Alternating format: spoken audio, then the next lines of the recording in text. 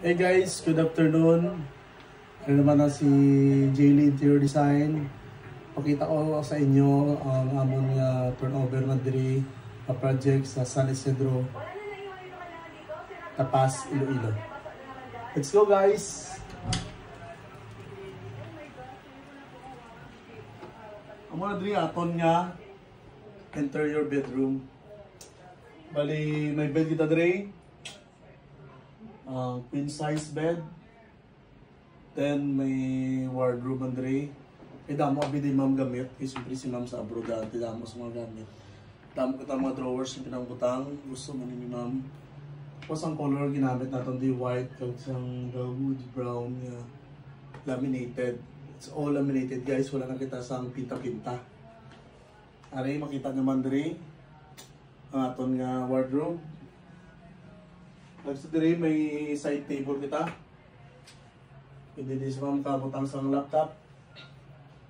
Makato on pa or whatever sa business. May mga drawer man. Gari may drawer pagid. Tapos guys, notice nyo cladding oh. Why na kita sa damo pinta-pinta guys. Less maintenance na dun sa pintura. Otherwise, ito kanami sa pagka-aesthetic sa design sa interior. Tapos ang atong curtain, may duwa man ka blackout, tapos may isang masanag. Ito nga. Tapos karami ka basing mo, yung nakita ko lang yung butang ko ng dali. Tapos may side table man dali. May tatlong mga drawers. Smooth. Ibutungon. Tapos may drop lights. Tapos may duwa man sila kasuga sa side table nila. Tapos na rin sa nakatakog yung wardrobe. Damo na siya yung mga gamit sa mga diri.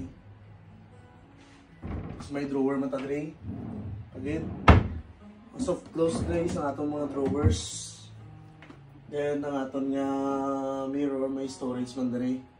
So pwede natin mabutangan pagid. That's all guys. Diri sa atong master's bedroom. Pakita ko naman sa inyo liwat ang aton nga bedroom 1. Thank you guys!